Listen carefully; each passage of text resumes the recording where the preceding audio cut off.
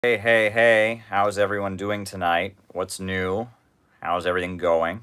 Always a pleasure to be with all of you. Um, Thought I would just get on here and do a Sunday evening chat, a Sunday evening conversation. Always a pleasure to interact with our little community. So, welcome. Let me say welcome, welcome, welcome. And once more, welcome. It's always a pleasure to have you here. If you could please hit the like button, please hit the subscribe button, and be sure to post this on Reddit, be sure to post this on Facebook, be sure to tweet this out, make this a bigger conversation. The more people here, the better. And I'm just going to be real with you tonight, just going to have a back and forth with you tonight. I don't have a huge plan for opening remarks, so keep the super chats flowing in. I'll answer them as they come in.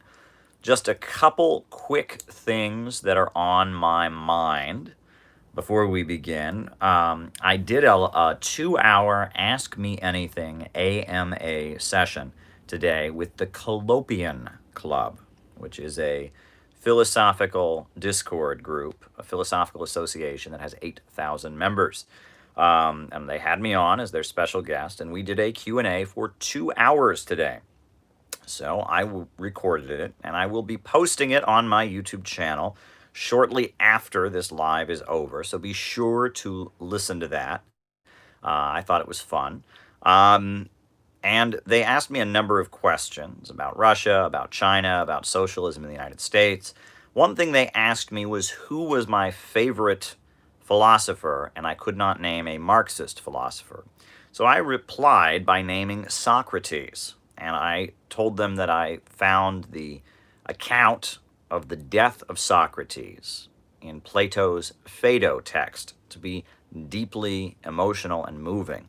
When Socrates was on his deathbed, he says to his group of students that as soon as he found out he was going to die, the same dream came to me in one form and sometimes in another, but always with the same message: go forth and make music. And that his philosophy teaching was music, and that Socrates was executed for corrupting the minds of the youth of Athens.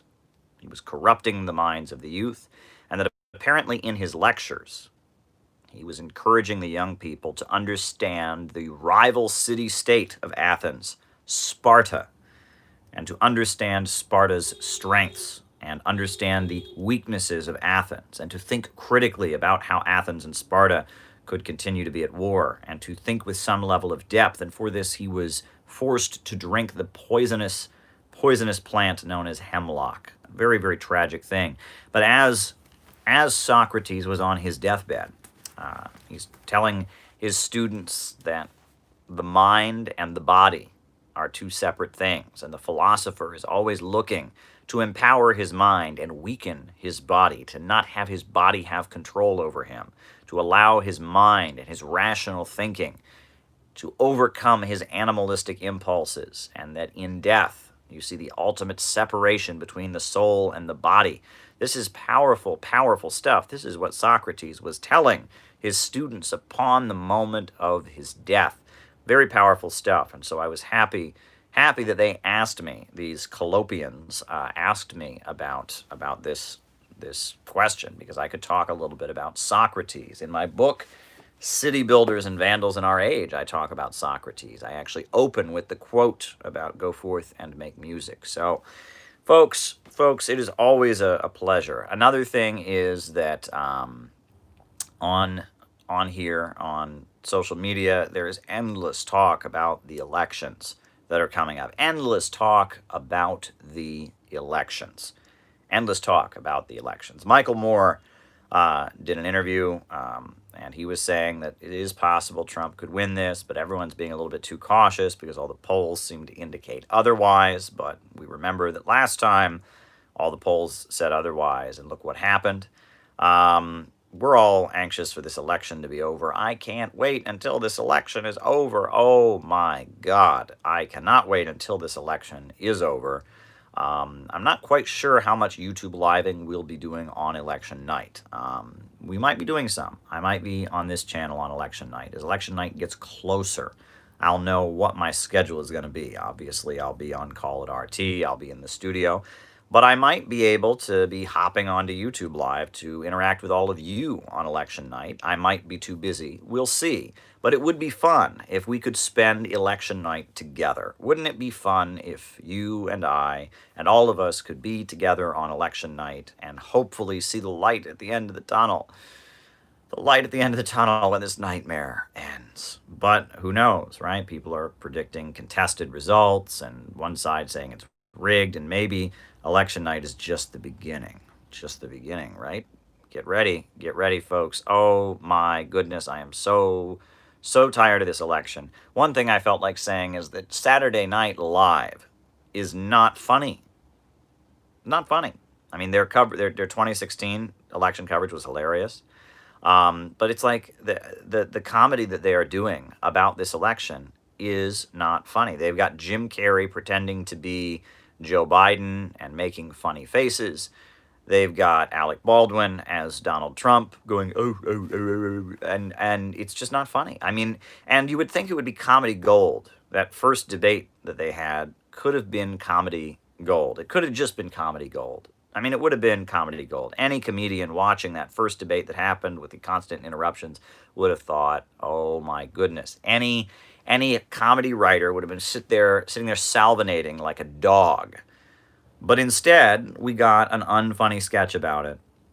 The sketch that they did about the vice presidential debate, where they had Joe Biden transforming himself into a fly and flying onto the head of Mike Pence, wasn't funny. It was stupid.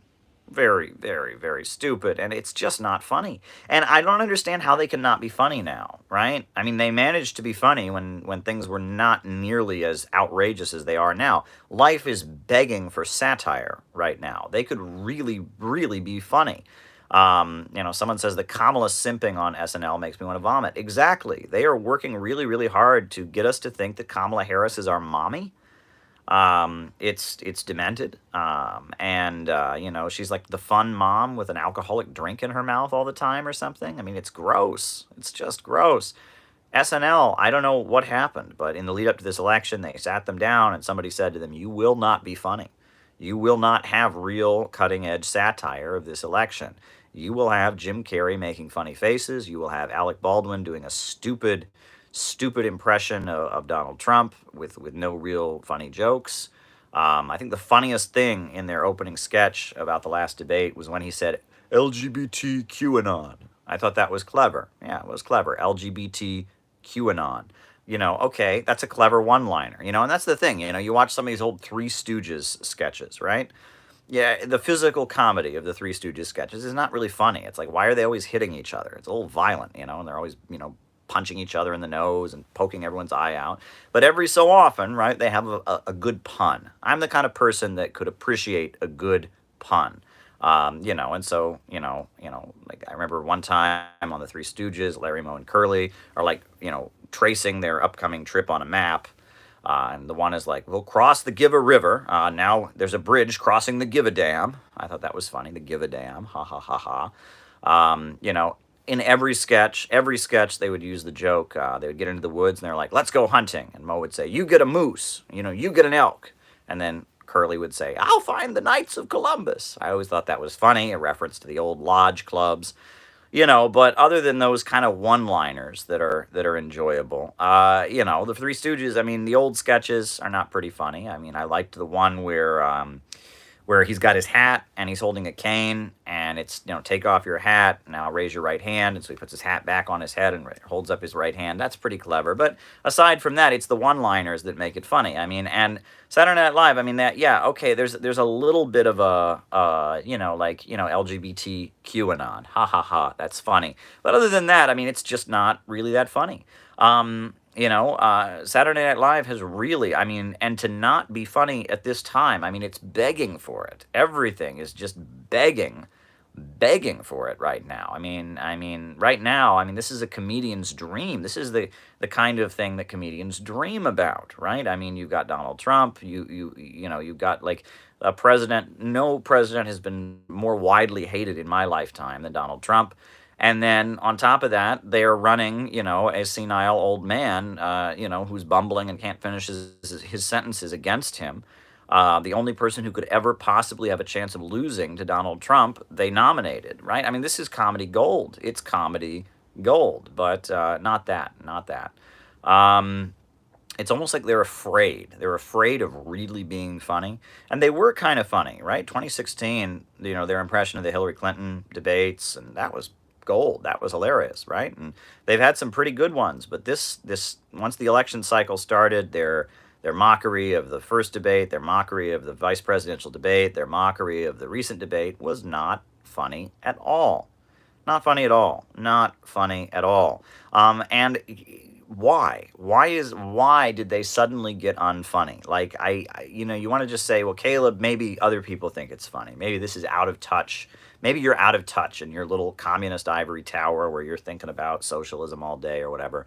All right, writing it down. Hirohito Japanese militarism.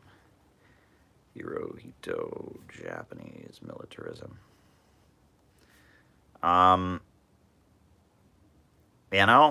Maybe you're missing something there.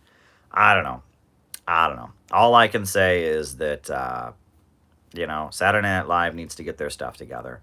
What else? What else is new, folks? Anything else that's worth discussing?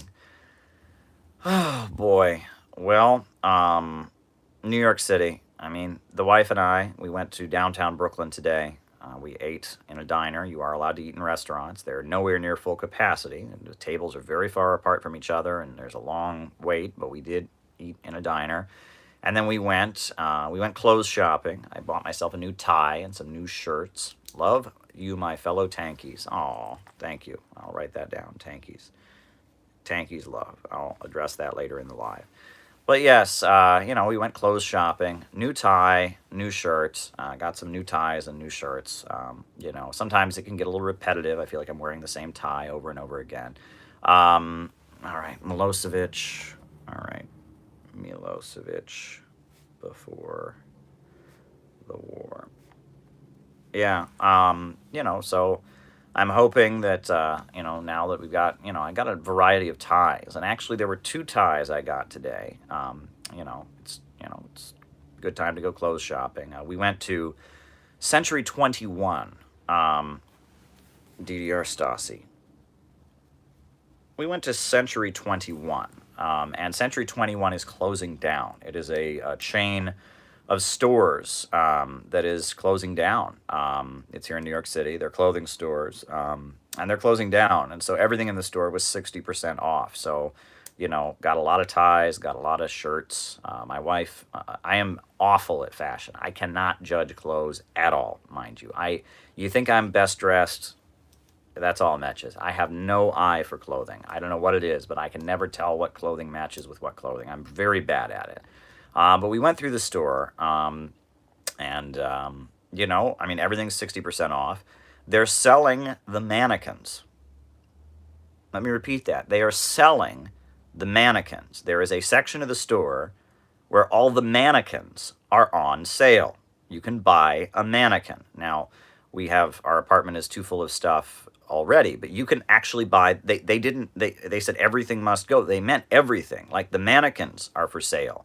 The shelves, the fixtures were for sale in Century 21. Their Christmas trees that they have, these red stacks of red balls that are shaped like Christmas trees were for sale. I kid you not. They were not only selling the clothes in the store at 60% off, they were also selling all the items in the store, right? And what is this? Libya. All right. Libya. What is this? What is this? Well, this is the end of jobs for hundreds of people, right? Century 21, this retail store that sells clothing is going under. I mean, it's going under. The pandemic did it in. The pandemic sunk it. And, they are trying to sell off everything. When I saw the mannequins for sale, that was like, who's going to buy a mannequin, right?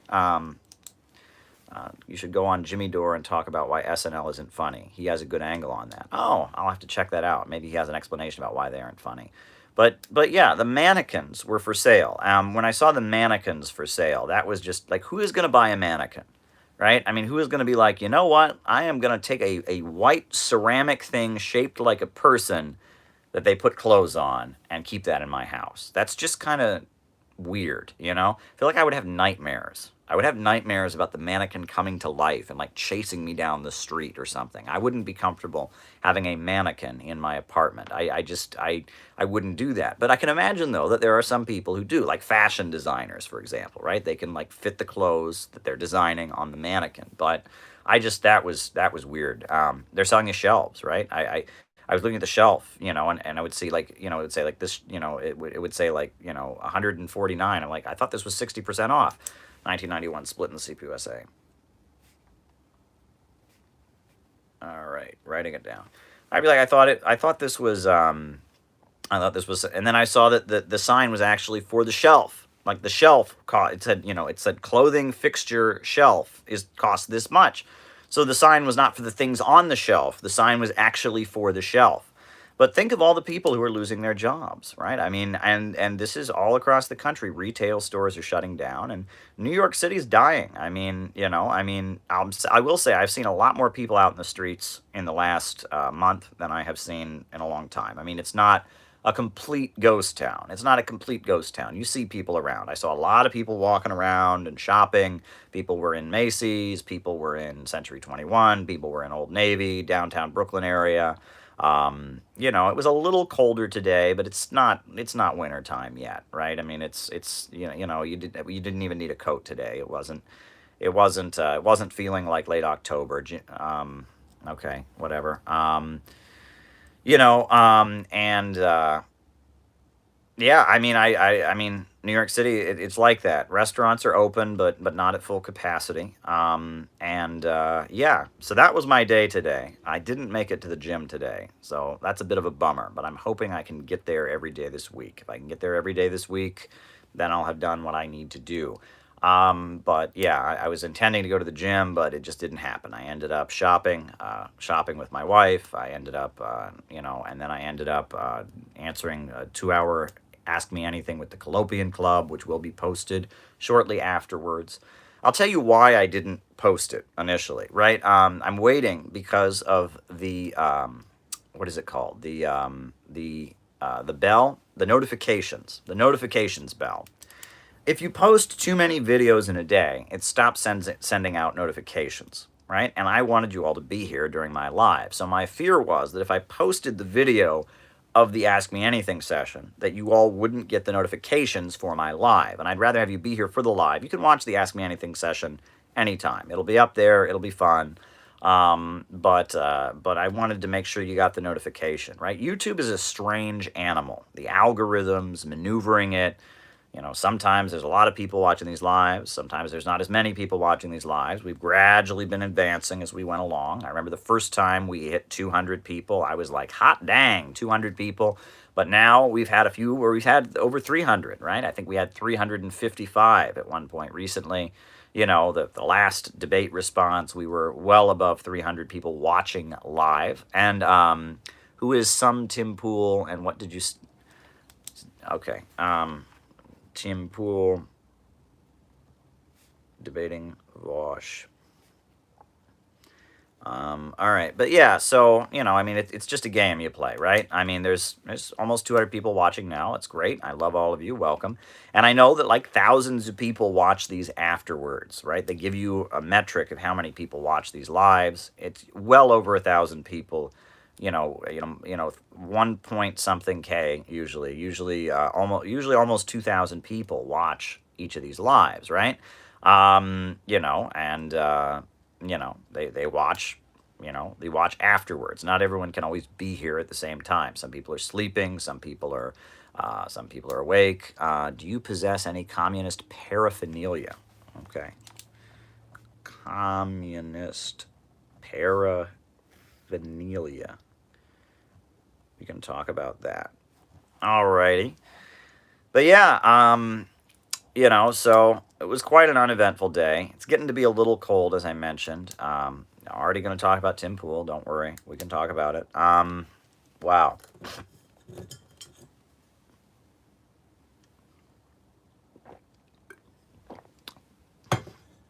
Yeah, so, we just keep doing our thing, talking socialism. I will say, a lot of people are buying the Kamala Harris book.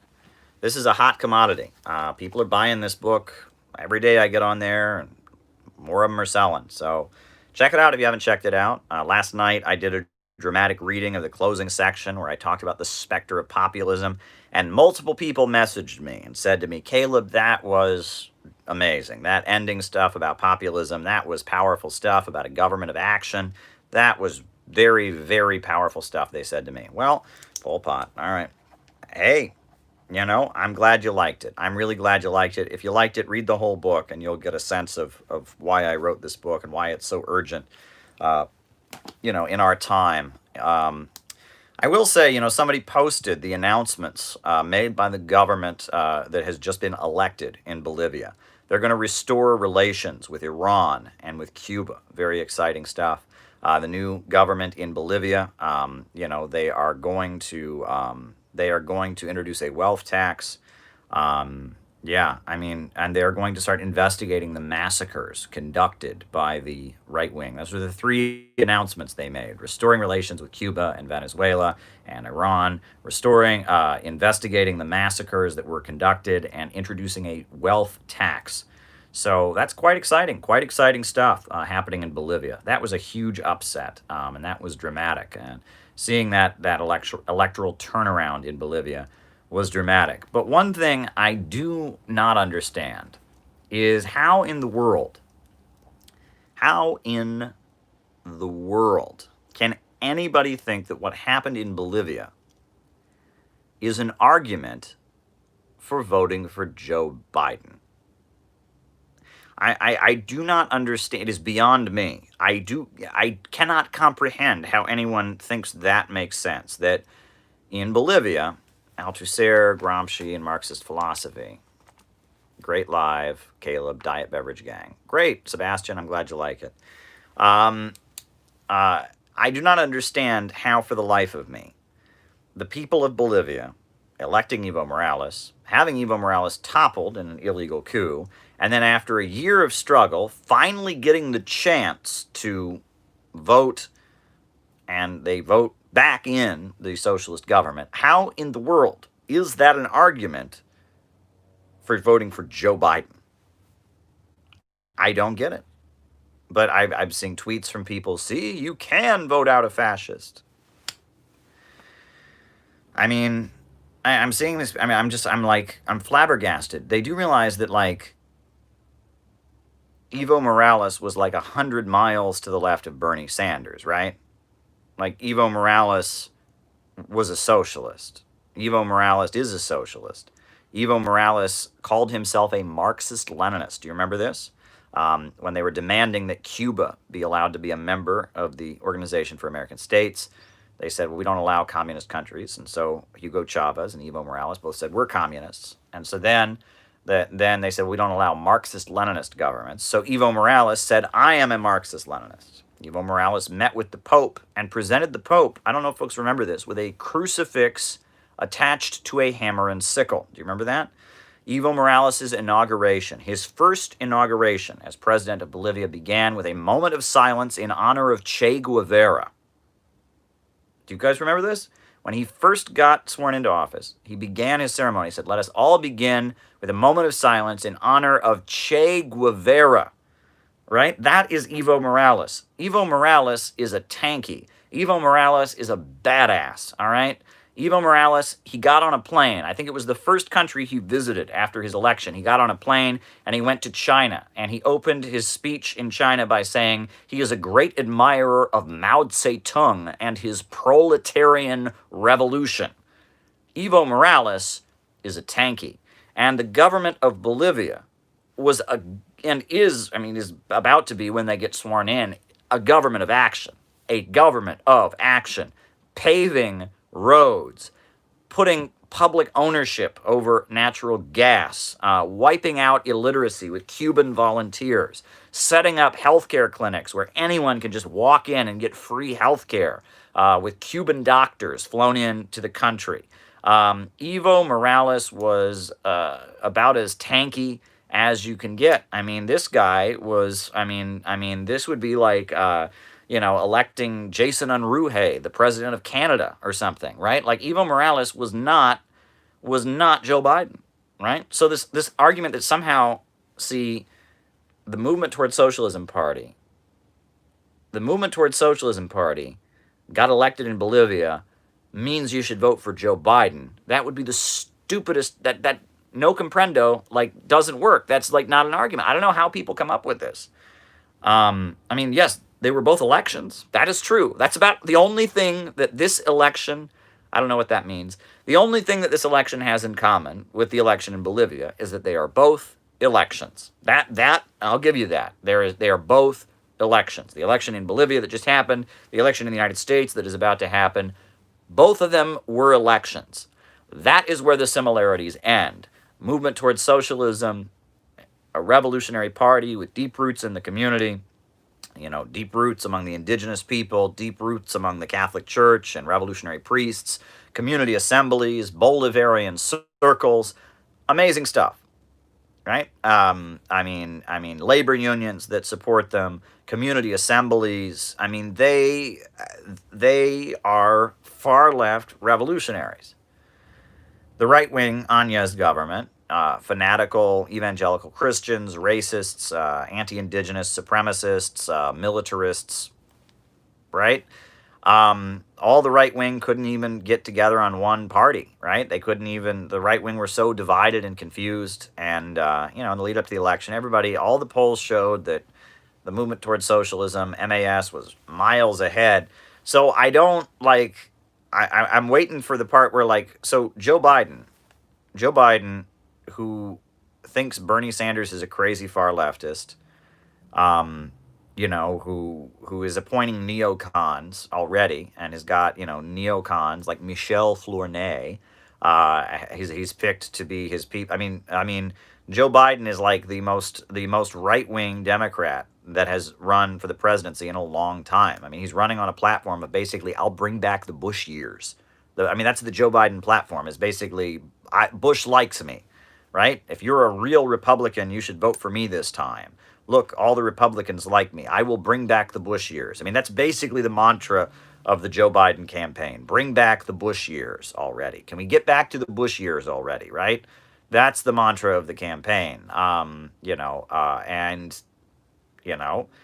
Somehow we're supposed to equate the two things. I don't equate them. I don't see any similarity between these two elections. They're just, one is in Bolivia, one is in the United States, one is the revolutionary left running against, usurpers of power, who usurped power in an illegal U.S.-backed coup.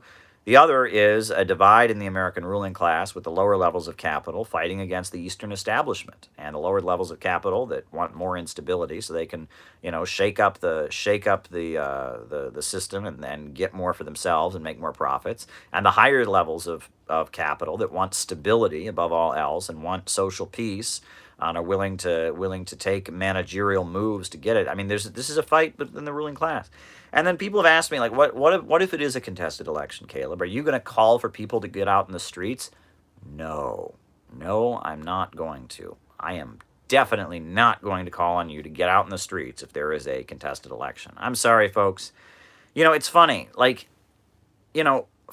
years ago, if you had told me there was a situation where there was going to be a right-winger who was going to rig the elections, and there had just been a big protest movement about police brutality, I would have been all over that. And I would have said, well, that would be the moment where the communists have got to be out there in the streets. Well, that's not...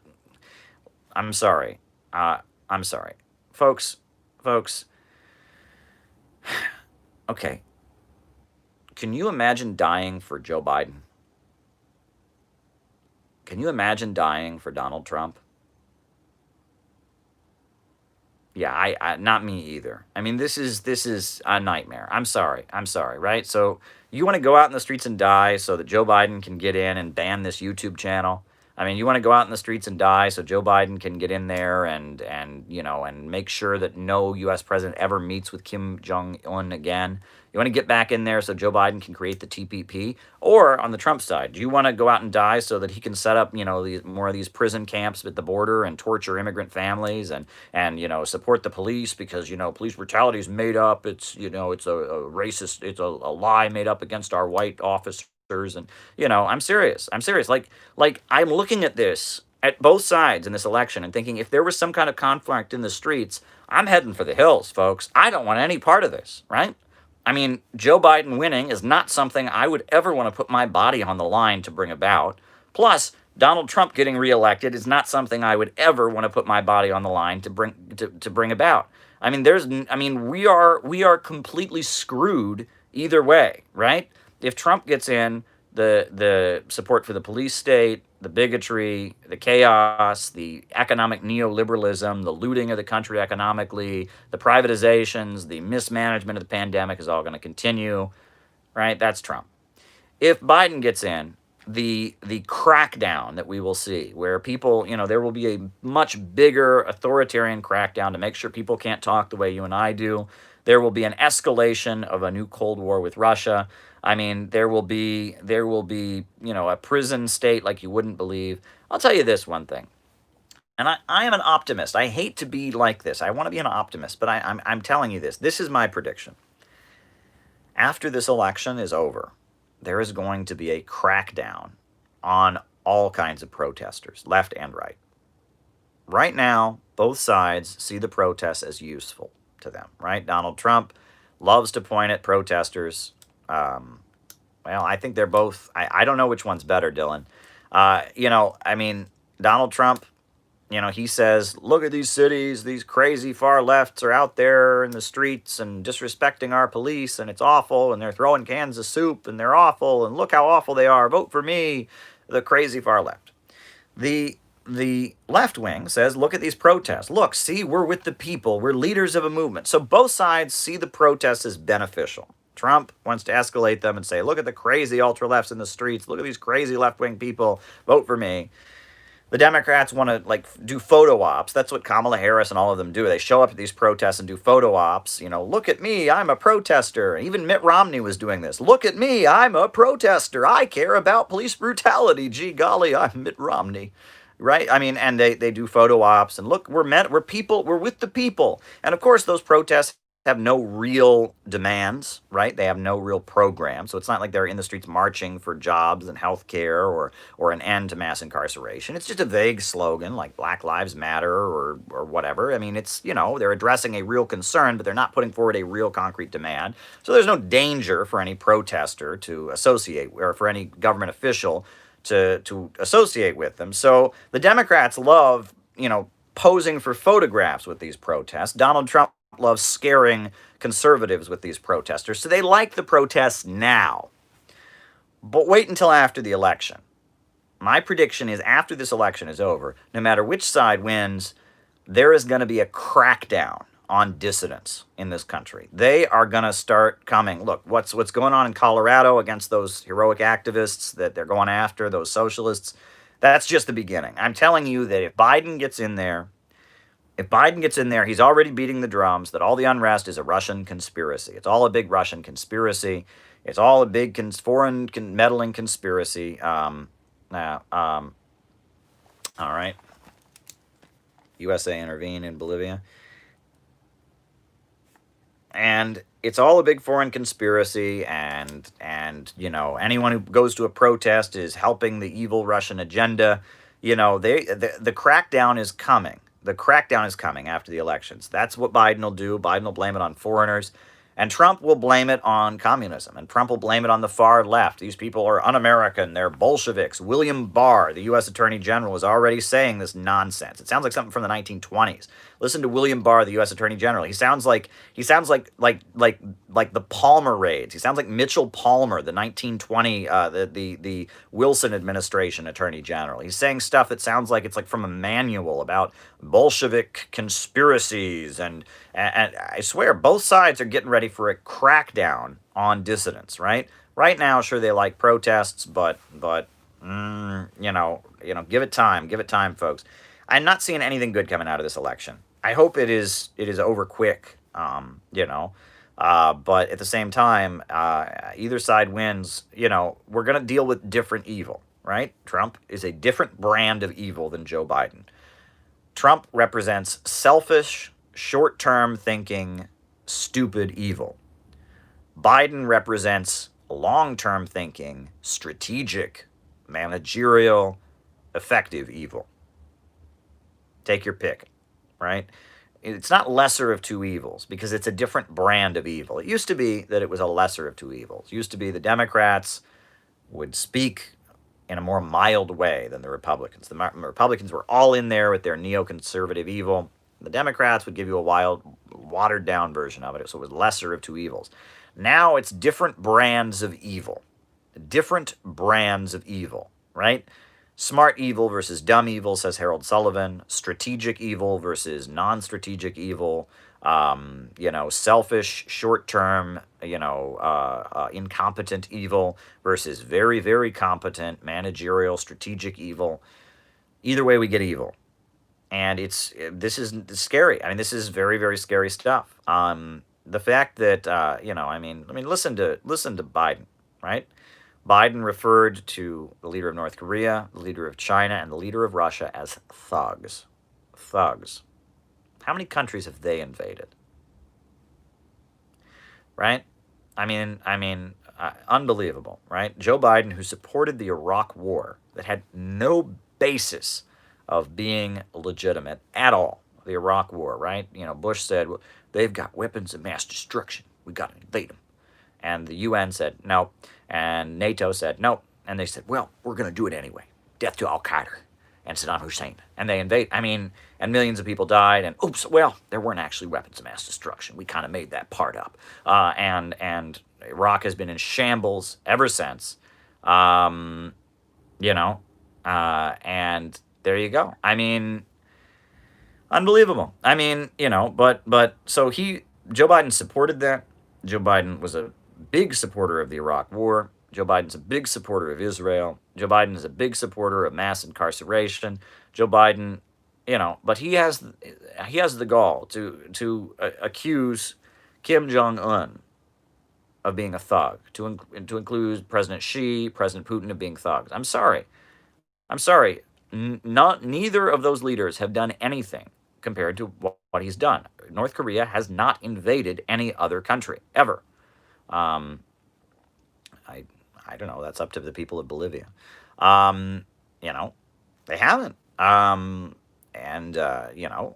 China has not invaded any other country ever. Russia has not invaded any other country recently. You can argue about Soviet era interventions, but Crimea voted to join with them. That's not an invasion. They already had their military base there. I'm looking for anything that President Xi, President Putin, or President Kim has ever done that is on the level of the Iraq War, right? Now there are all kinds of allegations about North Korea, but that's in their own country. That's within their own borders, right? I'm talking about internationally. Joe Biden, by supporting the U.S. invasion of Iraq, which he has never apologized for, number one. Number two, with his administration, his upcoming administration, full of neocons, people that strategized and planned that war, right? And came up with the weapons of mass destruction lie and all of that. I'm looking for anything that these leaders have done on that level, right? When you lie to the world and say that there are weapons of mass destruction, you go against the UN, you go against NATO, you go it alone, and you just destroy a country with shock and awe. You just bomb a country in the Middle East to smithereens, kill, all kinds of innocent people. Chile constitutional vote.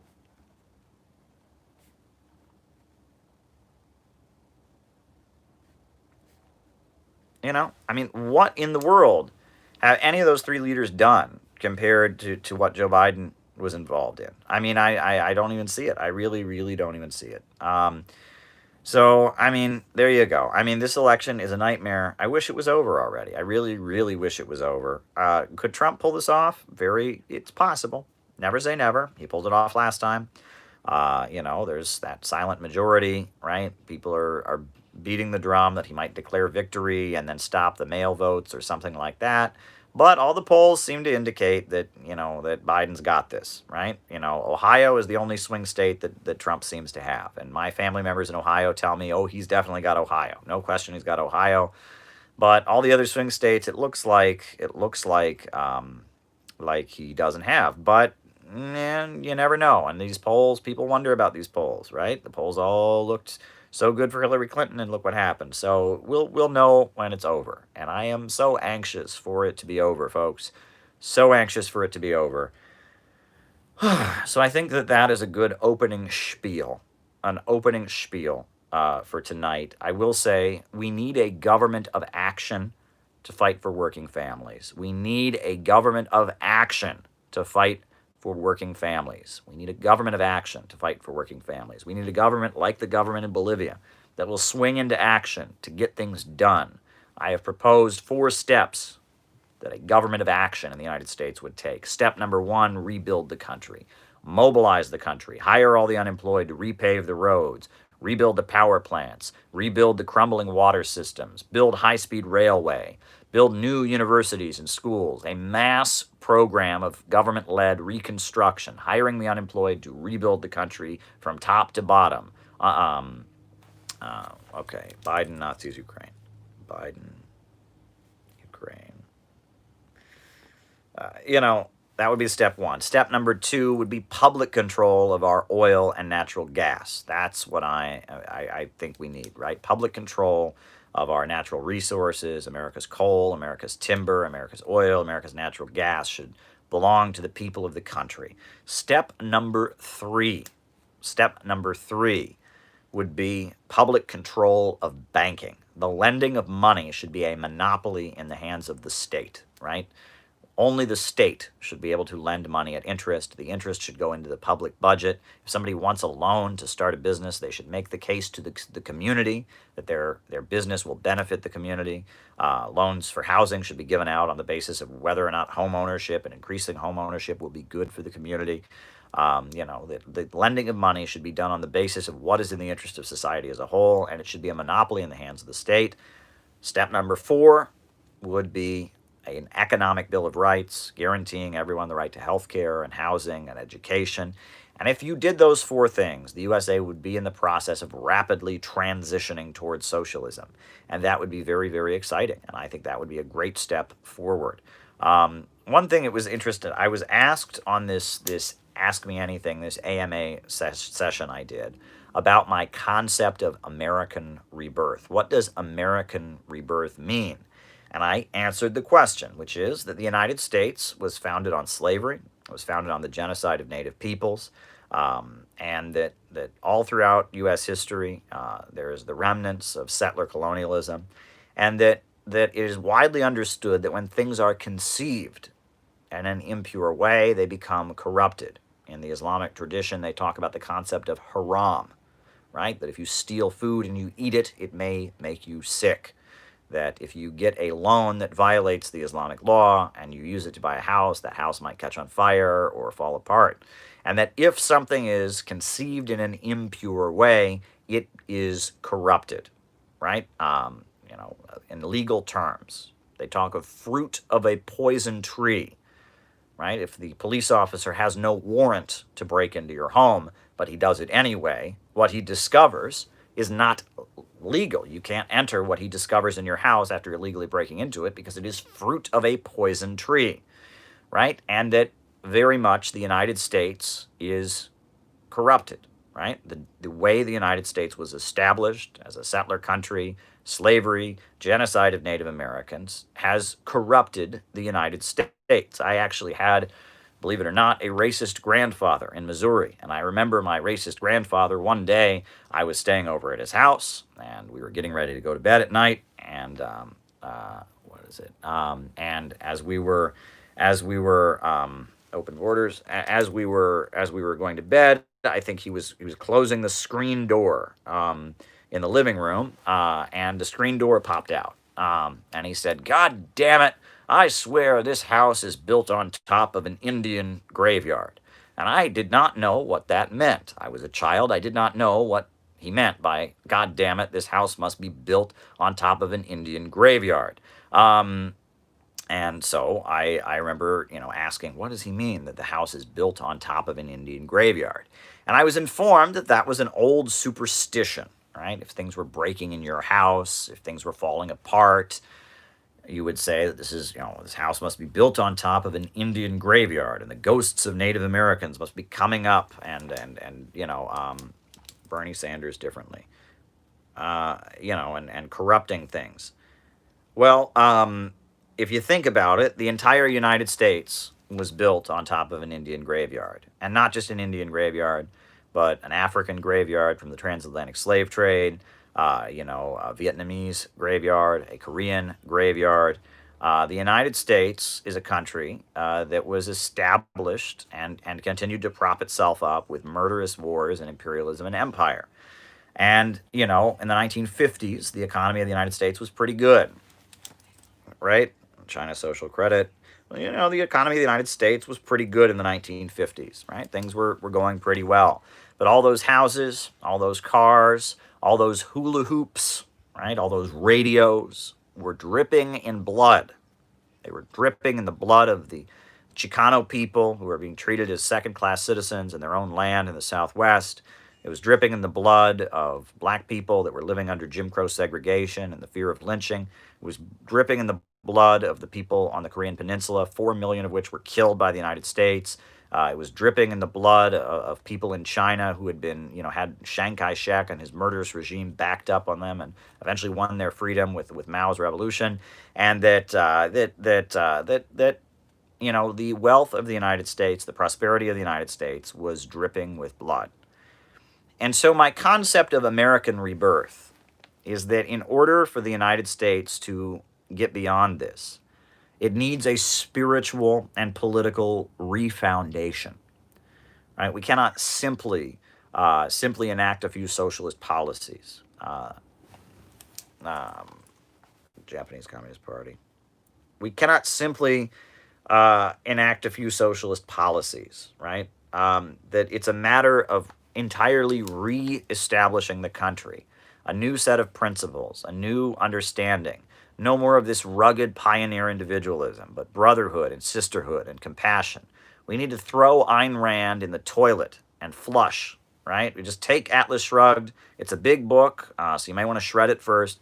Put it in your toilet and flush, right? Take Adam Smith, put it in your toilet and flush, right? Take Milton Friedman, toilet, flush, right?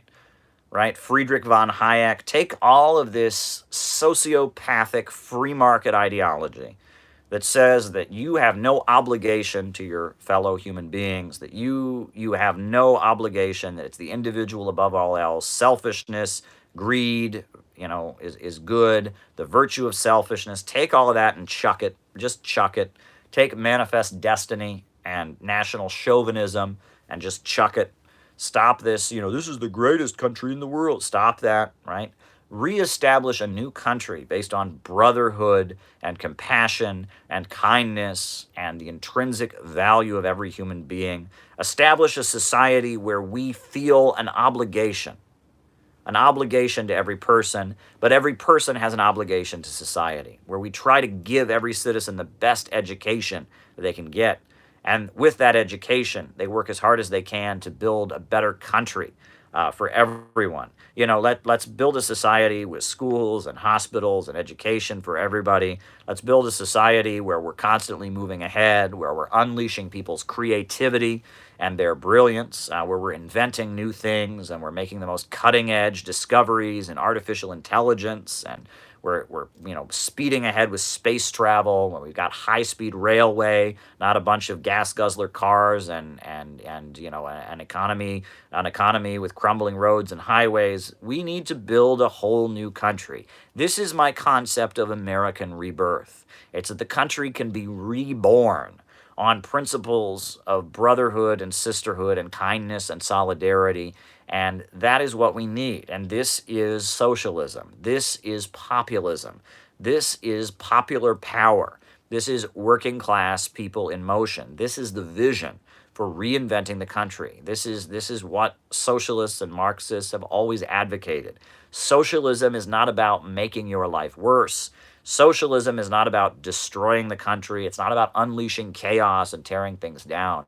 It is about constructing a whole new world by getting rid of the horror of a society where money comes first, and building a society where human beings are cooperating and working together like never before.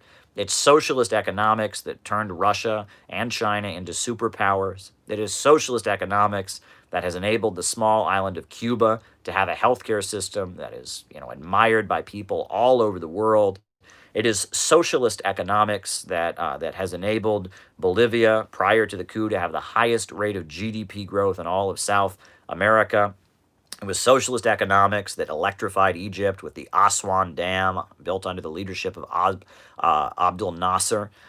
It was socialist economics that has done so much, right? Socialist economics, state central planning. It put the first satellites into orbit. It defeated the Nazis during World War II.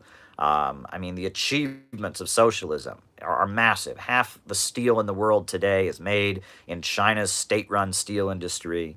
The biggest telecommunications manufacturer in the world is a state-controlled mega corporation, Huawei Technologies, that was built in coordination with the state 5-year economic plans laid out by the Chinese Communist Party. I'm sorry, we can adopt socialist policies in the United States, and we can save ourselves from the nightmare that is unfolding before our eyes, the nightmare of capitalism. We can do it. We can do it. Socialism is an optimistic ideology. Socialism is an ideology about building and constructing, bringing people together, not dividing people, not tearing things down. We need constructive socialism. We need the city-building tendency. We need the socialism of Eugene Debs, the socialism of Huey Newton, the socialism of William Z. Foster and Gus Hall, the socialism of Anna Louise Strong, the socialism of Agnes Smedley, the socialism of so many progressive people in the United States who wanted to build and construct and get to a higher stage. We need to get rid of this no-growth ideology, this pessimism, this eco-primitivism, right? Chuck all of that. We need to start building in America once again. And before I go, or I guess not before I go, before I do the roll call, why don't I just recite a poem for you all that I've recited many times? I've recited this poem for you all many, many times. Eviction's homelessness.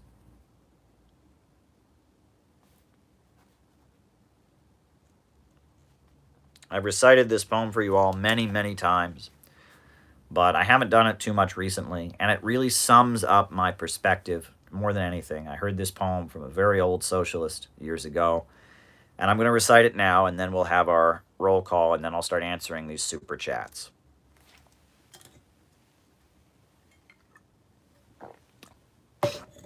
On a busy street, in a busy town, I saw them tearing a building down. With a ho-heave-ho and a lusty yell, the men swung a beam, and a side wall fell. I said to the foreman, "Are these men skilled, like those you might hire if you wanted to build?" The foreman just smiled and said, "No, indeed. Unskilled labor is all that I need, for I can easily wreck in a week or two that which took builders years to do." So I thought to myself, as I walked away, which of these roles have I tried to play? Am I a builder who builds with care, measuring my life with a compass and square? Am I living my life by a well-made plan and striving to do the best that I can? Or am I that type who scours the town, content with the labor of tearing things down?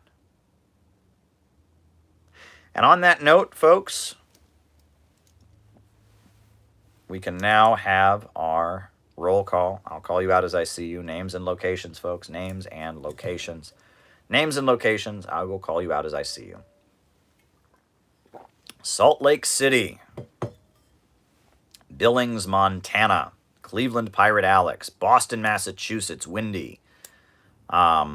I didn't write that poem, by the way, right? It's been published online many times. It is not my work. Please don't get me wrong. All right, let's go back to the beginning here. Jack and Kill, Florida. Richie in Staten Island, Henderson, Nevada, New Orleans, Mumbai, Ramiro in East Los Angeles, Mississippi, JT24, Denver, Max the Sax from Virginia, St. Louis, Missouri, Little Falls, New Jersey, Kingston, Ontario, Canada, Long Island, New York, Phoenixville, Pennsylvania, Iowa, Spaniard living in the UK Southwest, occupied territory, Queens, New York, Max Heston, Shaniqua from Buffalo, New York, applauding, very good. Niall in Irish Marxist Gateshead, England, Jack from New York, Big Guy from Delaware. Right? Skipping roll call because I've never read my name or location. Oh, I'm sorry. Albany, New York, Larry Chavista Chu. New Orleans, Dylan, right? Bendigo, Australia, David Fox. The poem is generally called The Wrecking Crew, Rob. Queensland, Australia. Helen from Melbourne. Helen Woolley, welcome, welcome. Matthew from Sydney, Australia. Sam Levin from Los Angeles. Sydney, Australia. Clydebank, Scotland. St. David's, Bermuda. Vallejo, California. Ontario, Canada. Thank you, says George Citizen.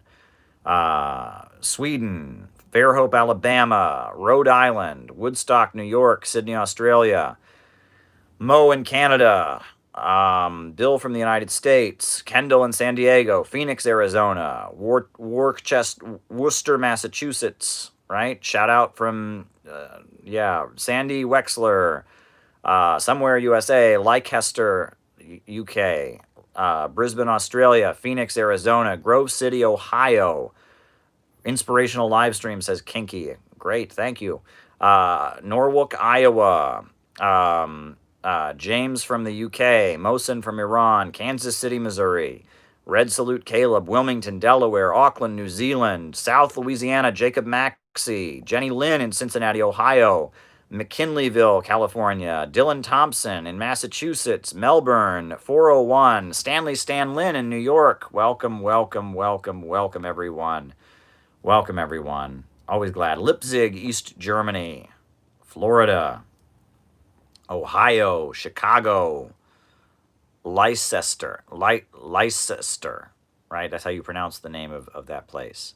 Alrighty, Ligma, Melbourne, Australia, Appalachian Bros, Leicester, right? Los Angeles, Naples, Florida, Los Angeles, Michigan. I swear, folks, as soon as I can do it, I'm getting to California, right? I mean, that is a necessity. I am getting myself to California. I swear. There are so many great people out there. Check out Twink Rev, the podcast, if you haven't done it already. Check out Twink Rev. Amazing stuff. My buddy Ramiro's out there. My buddy Justin Simons is out there. I'm getting to California. I'm getting on a plane. I'm hitting the Bay Area. I'm hitting Los Angeles. It's happening. Let's do it, folks. There are so many great people out there in California. As soon as this pandemic is over and we can have public events and rallies and stuff, let's do a Bay Area event, music, speeches, Joshua Tree, California. Let's do it. Let's do a Los Angeles event. Let's do it. I'm down. As soon as it is possible with the pandemic, as soon as things are the way they need to be, I am getting myself on a plane to Southern California. Okay. Someone says this is a joke. Okay. All right. Whatever. I am getting myself to Southern California. And we are going to do some events. We're going to do a Bay Area event. We are going to do a Los Angeles event. And I want to get to other parts of the country, too, right? I mean, I want to get to Australia, by the way. Australia, I'd love to get to Australia. I've never been to Australia in my whole life. I've never been there. I had an uncle who spent a lot of time in Australia. He did a lot of biking in Australia on a recumbent bicycle. I myself have never been to Australia. Got to get to Australia. But, I got to get to other parts of the United States. Louisiana. Been a long time since I've been to Louisiana, right? And there's good folks in Louisiana. Louisiana, the land of Huey Long. And I got to get, that's the worst thing about this pandemic is the inability to travel, right? And I swear, when this pandemic is over, I'm getting on a plane. We're going to do an event in LA. We're going to do an event in California, and relationship with religious consciousness, political emancipation, religious consciousness. Alrighty. We're getting out to California. And if you're around the country, I've been reached out to by different people. If you're around the country and you want to help organize an event, a Center for Political Innovation event in your area, send me an email. Send me a message on Twitter. Let's make it happen. Let's make it happen, right? Because there are so many corners of this country that are just begging for our political message here, right? For this message of constructive socialism, right? Not the synthetic left, not the destructive, pessimistic death cult that calls itself the left, that is put on the left's clothing and is masquerading as the left, much to the chagrin of right-wingers, but the real constructive William Z. Foster, Eugene V. Debs left, right, is ready to start walking, and there are parts of this country that are just begging to hear what we have to say. So if you are in a part of the country other than California or other than Louisiana, and you want to help organize an event, you want to get the ball rolling, have me speak at your college, have me speak at your community center, have me speak at your church or your neighborhood, whatever, right? Let's make it happen. Send me an email. Let's do it, right? We'll figure out how we can get it done, because this message needs to get everywhere. Everywhere. Conspiracy groups are controlled opposition. Should I write that down? Okay, I guess I'll write that down. Let's do it. Conspiracy controlled opposition. Let's do it, folks. Let's make it happen, right? I am ready to hit the ground running. I am cabin fever from this pandemic. I am sick of this election, and I am ready for things to start getting better. All right, so now, alrighty, Hirohito. Do people blame Japanese? Do people give him a free pass when it comes to Japanese militarism? I am not familiar enough with Japanese history in order to answer that question. I do know that there was something called the Black Dragon Society, and that there was a lot of maneuvering among Japanese generals in the lead up to the Second World War,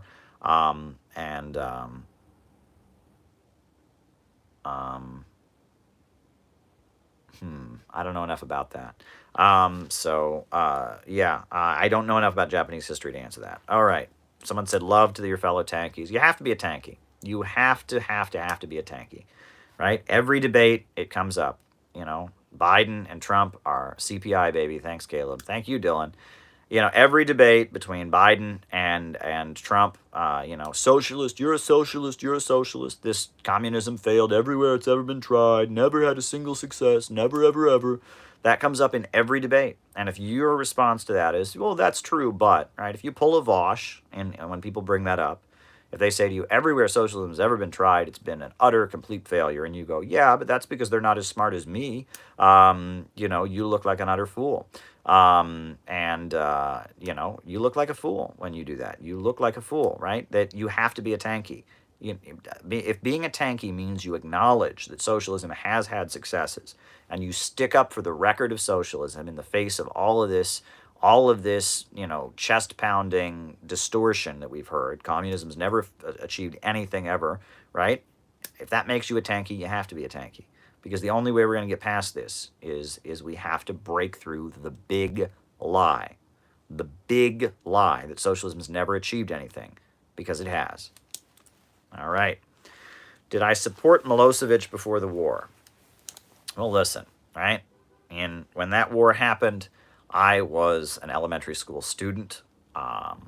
Everyone at my school hated Bill Clinton. My parents were Democrats, so I liked Bill Clinton because I thought, everyone at school hated him and he was a Democrat, and I'm just telling you about me. But when you ask about Milosevic, I think Milosevic and his government, they were targeted. There was a separatist movement that was supported by the United States, the Kosovo Liberation Army, the KLA. They were Wahhabis with ties to Saudi Arabia, being supported by the United States, trying to break Kosovo away from Serbia. The CIA and the Saudis were backing them. It was a lot like what's going on in Syria. Milosevic was fighting against it. There were some of the photos that were used to convince people Milosevic was committing horrendous atrocities. Some of those photos we find out were doctored and they're not what they look like. There's like a photo of a guy standing next to a barbed wire fence and it's not what it looks like. And there's a lot written about it. Michael Parenti wrote a very good book called To Kill a Nation, and there's a lot published about it. I mean, the International Action Center, which I worked with for many years, headed by former U.S. Attorney General Ramsey Clark, who I did meet on a number of occasions. It's interesting. They just made this movie about the Chicago 7, right, that just came out, and Ramsey Clark is a character in that film. Hakeem, I'll write it down, right? And so I was weird. I was sitting there watching the Chicago 7 movie, and I'm like, wow, I just saw somebody I've met portrayed in a movie. But yes, former U.S. Attorney General Ramsey Clark, he started this group called the International Action Center, and they did a lot of protests and opposing wars and such. And Ramsey Clark represented Milosevic at his trial at The Hague. I actually, there's a book we published as the International Action Center, his statement to the court. It's a book, Slobodan Milosevic, The Defense Speaks. There's another book, War, Lies, and Videotape. That's very good. And there's a lot written about that. And that in the former Yugoslavia, and now they've come out. I don't know. I actually don't know that history, Joseph. Now the facts have surfaced. The facts have surfaced. They have confirmed that while, yes, atrocities were committed during that war, the UN and other bodies have come forward and said, no, there was not genocide in the former Yugoslavia. Right? The Serbian government was not committing genocide. The basis of that military intervention was the allegation from the Clinton administration that Milosevic was committing genocide. Not that he committed war crimes, not that there weren't atrocities in the war, but that there was genocide going on. And now they've come forward and said, you know what, there wasn't genocide going on. It's unbelievable, right? Look at what the UN said. They have confirmed there was not genocide going on, right? That there were atrocities being committed, but genocide, genocide has a real definition, okay? Genocide is this word that gets thrown out. Whenever some kind of atrocity is committing, people say, it's genocide. Genocide has a real definition. Genocide is when people are being wiped out on the basis of their race or ethnicity, right? It's when you're trying to wipe out a group of people. That's what genocide is.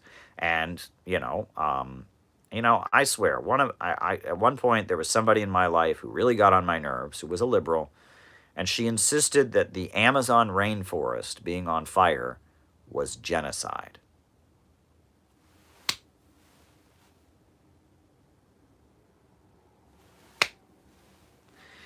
I'm just like, I'm sorry, trees on fire, yes, very bad for the environment, very bad, not a genocide.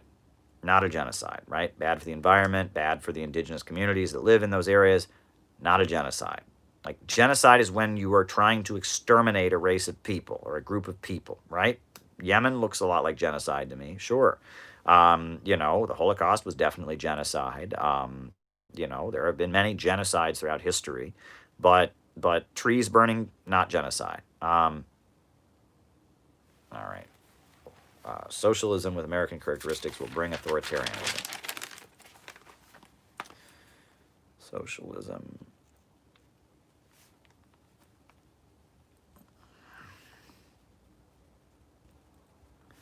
Will bring authoritarianism. All righty.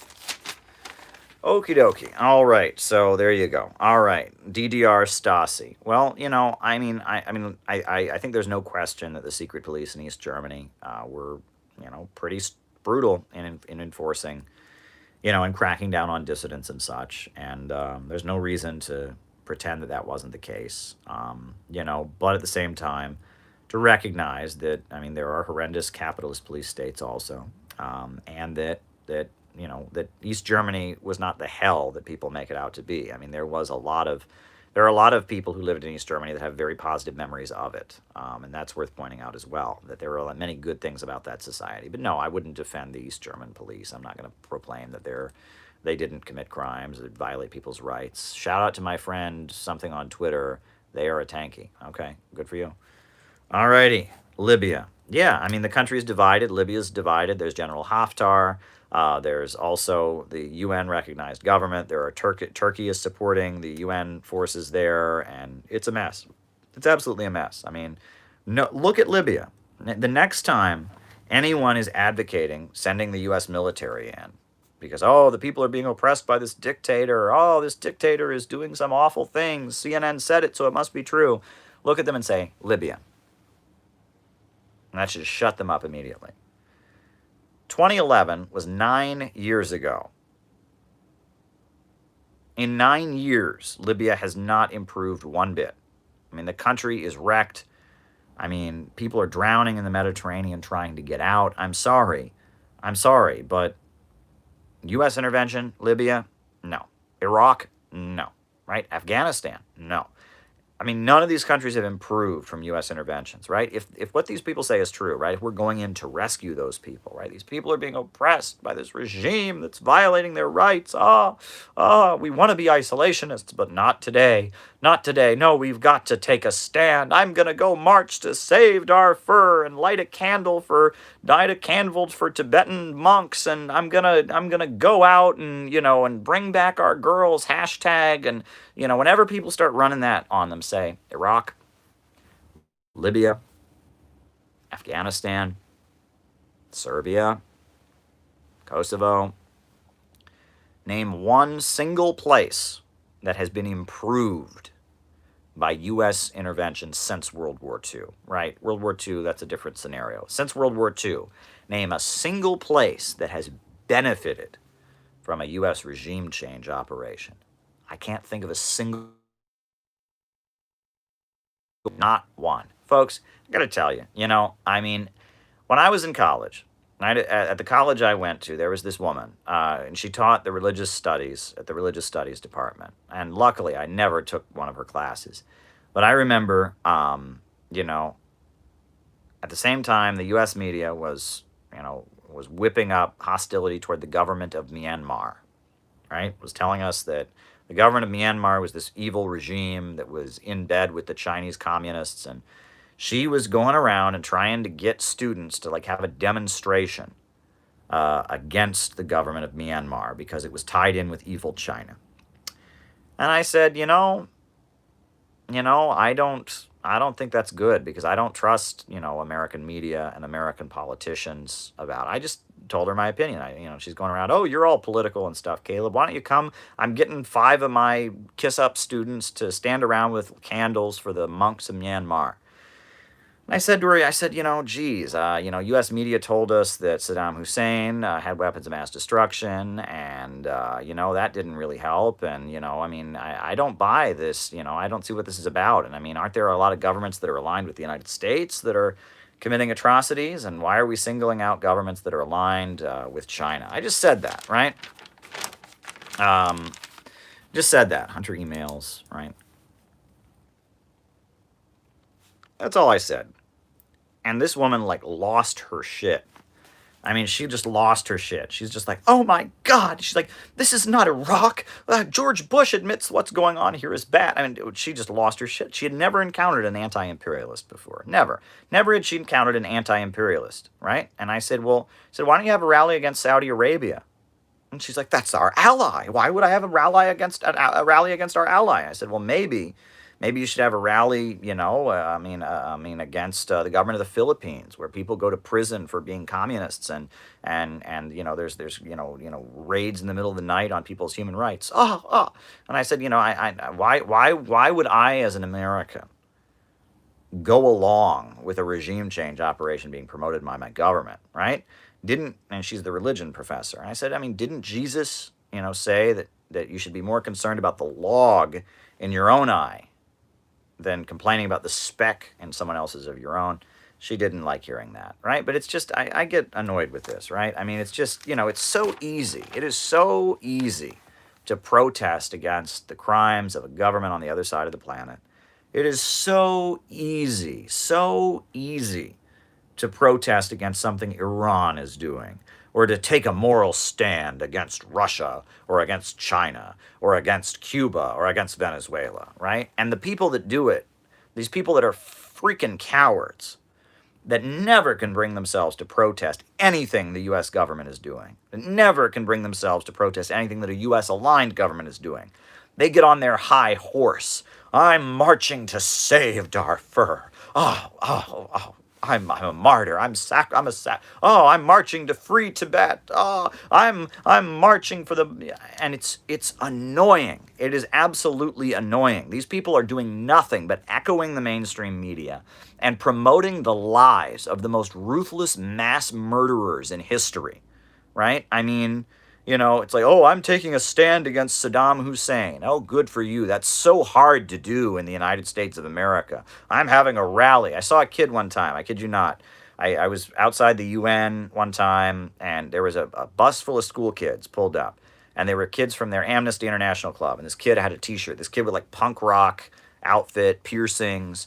And he's walking by and he has a shirt, Free North Korea. Yeah, that's sticking it to the man. I bet your teachers like kicked you out of class for wearing that shirt. Yeah, you stuck it to the man there. Free North Korea. Yeah. I mean, it's so childish and obnoxious, right? And then these people want to get on my case. Oh, why aren't you more critical of these governments around the world? Because half the criticisms we hear, we find out 5 years later were made up and were lies. How about that? How about these criticisms are used to justify wars that kill thousands and thousands of people?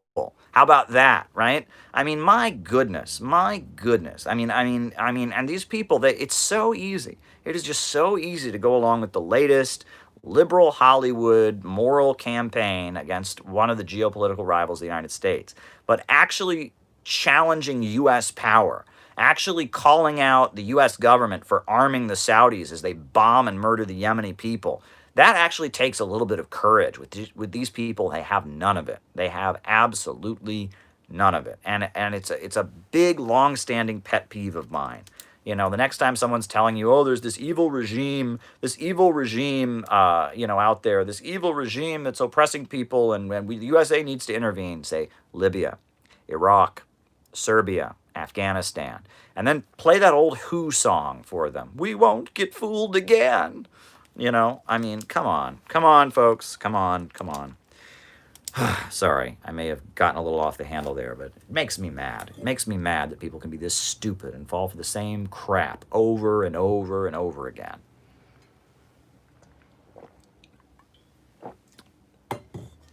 (1991) split in the Communist Party. 1991, you'll remember there was the fall of the Soviet Union, and there was a feeling in the Communist Party that there had not been broad enough discussion of the fall of the Soviet Union. We love when you cuss, says Dylan. Well, that's good. And, there was a feeling in the Communist Party there hadn't been broad enough discussion. There was the World Festival of Youth and Students that happened. And among the Communist Party's delegation to that festival from the Young Communist League, it was in North Korea in Pyongyang, the students that were part of the Young Communist League, they all signed a petition demanding party democracy. They were expelled from the party. Angela Davis signed a petition demanding party democracy, and a lot of people were expelled in 1991 for factionalism. The Communist Party has strict rules. At that point was enforcing a strict ban on factionalism in the party. So then they had their convention in 1991, and the committees, a number of people walked out of the Communist Party's convention. It was in Cleveland, Ohio, and it was a pretty big convention, a lot of media coverage because the Soviet Union had just fallen. So there was a lot of interest in what the Communist Party USA would say about the fall of the Soviet Union. They rented out a hotel in Cleveland to have their national convention. Gus Hall gave the speech, gave like an 8-hour speech about the fall of the Soviet Union. And he was a very old man, and he collapsed. And so then I think it was Judith LeBlanc who read the rest of the speech, if I'm not mistaken. A number of people, in addition to all the people that have been expelled, like for factionalism and Angela Davis and all of that, there are also a number of people walked out in protest of the convention. The people who quit the Communist Party, they formed something called the Committees of Correspondence for Democracy and Socialism. The Committees of Correspondence. Um, yeah, well, that's good. I'm glad. I'm glad you would never make the mistake of that silly kid I saw that day. No disrespect to punk rockers, but she walked out, and Angela Davis walked out, and they formed something called Committees of Correspondence for Democracy and Socialism. And I don't take either side in that split. Okay, you would think, I said, oh, they signed a petition for party democracy, so maybe I would support them, but not that simple. Because when Committees of Correspondence was formed, a lot of what the Committees of Correspondence were about was supporting Gorbachev and repudiating Marxism-Leninism and saying that the CP USA needed to move toward more social democratic principles. So, and that in the immediate aftermath of the fall of the Soviet Union, Gus Hall and Victor Perlow, I think, and a number of top intellectuals in the Communist Party actually put out some very good material. There was a book called Socialism Betrayed by Roger Kieran, which is very good. There's a book called Glorious Struggle, Bitter Defeat, something like that. And they put out a lot of very, very good, like, anti-revisionist material about the fall of the Soviet Union, being a surrender to imperialism and stuff. They put out a lot of good stuff during that time. And a lot of the people who walked out of the convention were walking out because they basically thought the Communist Party should become more social democratic. But then again, Angela Davis and a lot of the people who walked out with her were walking out more because they felt like there wasn't widespread discussion and democracy in the party. Basically, the fall of the Soviet Union was a crisis for the socialist movement. Let's be real about it, okay? It was a crisis for the socialist movement. It caused a huge amount of confusion among the left. The Communist Party USA was the Soviet-aligned party, and when the fall of the Soviet Union happened, it shook them up. It shook them up, and they had, an internal fight about it. And some people, left from the left, thinking there should have been more democracy and more discussion. How did and so I'll talk about that kind of. I don't agree with what you just said, and then some people walked out, from a social democratic perspective, said the Communist Party needed to become more Euro-communist and reformist. The people who walked out formed the Committees of Correspondence. The people who didn't walk out stayed with Gus Hall.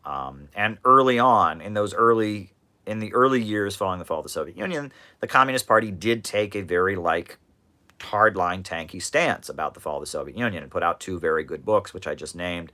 So it's complicated, right? I think that there was truth on both sides of that split. And then after the death of Gus Hall, they did allow dual membership. So now the Communist Party and the Committees of Correspondence, you can be in both. So they're basically reunified now. Now there are some members of the Communist Party who very strongly feel that the people who left with Committees of Correspondence are traitors, and they feel like that's a mistake. But I think the leadership of the Communist Party does not feel this way anymore, from what I understand. I don't speak for them. I'm not in the Communist Party, so I disagree with them on a number of questions, but they're good folks. That was that. And there are also a number of people in Committees of Correspondence who never rejoined the Communist Party. They never rejoined because they felt like the Communist Party had not become properly democratized. At this point, right, I think that Democratic Socialists of America, they're getting really big now. But for a while, it seemed like, until recently, when Democratic Socialists of America started really expanding, there seemed to be about there was three groups that kind of dominated, one wing of American Marxism. There was the DSA, Democratic Socialists of America, Committees of Correspondence, and the Communist Party, right? And they were a crew of people. They all knew each other. They all signed the same letters. They started United for Peace and Justice as their coalition. And that was one wing of the anti-war movement and of, social democracy in the United States, or socialism in the United States. And then there were ultra-leftist groups. There was the Answer Coalition. There was Workers' World. Someone asked about Pol Pot, so I'm just going to add the Khmer Rouge thing to that. So, all right. But yeah, but the DSA has changed quite a bit since then. Like now, the Democratic Socialists of America, they have tankies in them, they have Trotskyites in them, they have anarchists in them. Democratic Socialists of America has really expanded. I think they have a lot more funding, and they've got Jacobin, and they've got all kinds of stuff. And the Communist Party, they've changed a lot, and this is all kind of outdated. And what I'm telling you about the 1991 split, you asked about it, but I think it's very outdated. Gus Hall is long dead. The Soviet Union has long fallen, and the Communist Party is not, it's not the Communist Party of the Cold War. And that there's been a lot of leaps and evolutions in a lot of these groups over the past few years. I mean, this is definitely not the 90s. Look, folks, the Spartacist League appears to not exist anymore, right? Go to their website, right? The last issue of the Spartacist League's magazine came out in May, and then their website said, from here forward, on August 18th, from here forward, Workers' Vanguard will be irregular. And that's it. Like since May, no one has heard anything from the Spartacists. That's big. I mean, did the group collapse? Workers' World is hanging on by a thread. They've split three ways. We're in this is new terrain, folks, right? The ISO doesn't exist anymore. It dissolved into a faction. It's now a faction within DSA, the ISO, right? This is all a new ballpark, right? This is not the movement that there used to be, right? Communism in the United States is getting a complete reinvention. PSL is still around. They're certainly up and kicking. The Communist Party is certainly around, but it's got a way bigger presence than I've ever seen. It used to be you never saw the Communist Party. The Communist Party was almost like a secret. It was something that you had to really go looking for to find. Now, the Communist Party is very visible and in your face. It didn't used to be. The RCP is still doing their thing, but, holding on for dear life, it looks like. And, this is a different ballgame, right? And that's why we need the Center for Political Innovation. We need to do our own thing, right? We need to carve out our own space within this none of these old groups are going to cut it, and that this is a whole new ballpark. Okay. Spent way too long talking about that. Who's Tim Pool? Tim Pool is a right-wing jerk. I mean, he pushes all these conspiracy theories blaming China for COVID, and, I don't like Tim Pool at all. Not a big fan. Not a fan at all. He debated Bosch. Well, I don't like Bosch either, so whatever. All right. Do I own any communist paraphernalia? Oh, absolutely.